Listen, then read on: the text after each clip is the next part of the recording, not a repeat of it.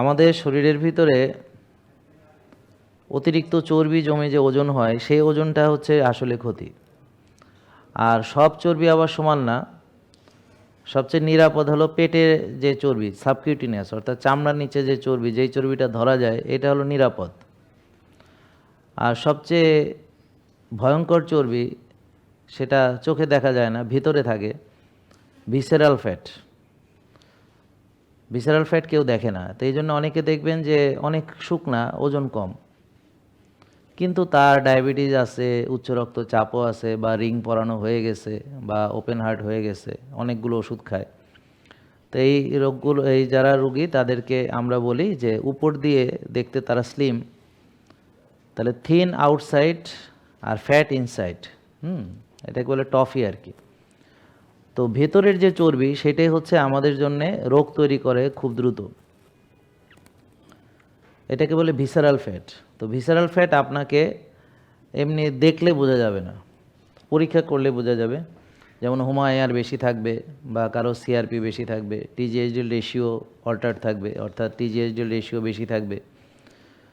তো এই জন্যে এই পরীক্ষাগুলো করালে বোঝা যাবে।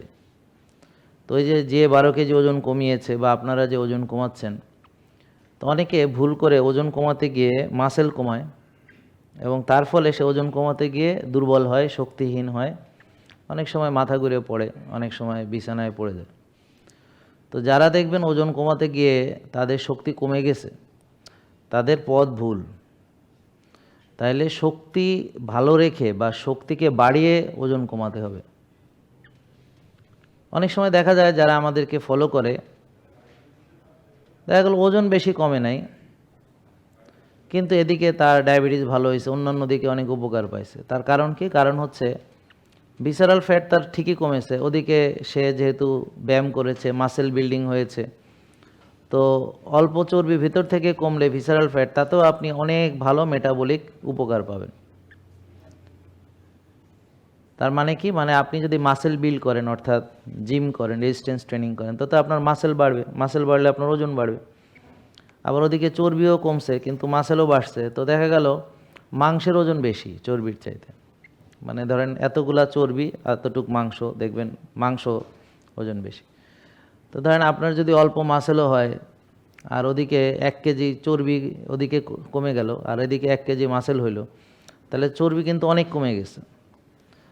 তা আপনার ওয়েট মেশিনে দাঁড়ালে একই রকম, কিন্তু ওদিকে দেখা গেল ডায়াবেটিস ভালো হয়ে গেছে, ওদিকে দেখা গেল তার ভেতরে যে ফ্যাটি লিভার ছিল ভালো হয়ে গেছে। তো এই জন্যে ওই চর্বি যেটা নিয়ে আমরা কথা বলি, যেটা আমাদের রোগ তৈরি করে, সেটা কিন্তু আমরা কেউ দেখি না। তো অনেকেই মনে করে ভুঁড়ির চর্বিটাই সবচেয়ে খারাপ। আসলে ভুঁড়ির চর্বিটা সবচেয়ে নিরাপদ, যেটা সাবকিউটিনিয়াস। বাট ভেতরে যেগুলো আছে, ভেতরেরগুলা ভয়ঙ্কর। বোঝা গেল নাকি? তো এখানেই দেখেন যে কয়টা মোটা লোক আছে, কয়টা শুকনা লোক আছে। তো এখন যারা মোটা আছে ওরা ভাবতেছে আমি শুকাইলে আমার জীবনের সব সমস্যার সমাধান হয়ে যাবে। তাহলে এখন আমার প্রশ্ন হলো, তাহলে এই শুকনারা রুগী হয়ে আসছে কেন? তাদের জীবনে এত প্রবলেম কেন? নাকি বুঝেন নাই? ব্যাপারটা বুঝতে পারছেন? তো এই জন্যে যারা ওজন কমানোতে ফোকাস করে, তারা যদি এই জিনিসগুলো না জানে, তাহলে সে ভুল করবে। ওজন কমাতে গিয়ে অনেক সময় বিপদেও পড়বে, অনেক সময় মাথা ঘুরে পড়বে। জেকে লাইফস্টাইল লিমিটেড, ওষুধ মুক্ত সুস্থ জীবন।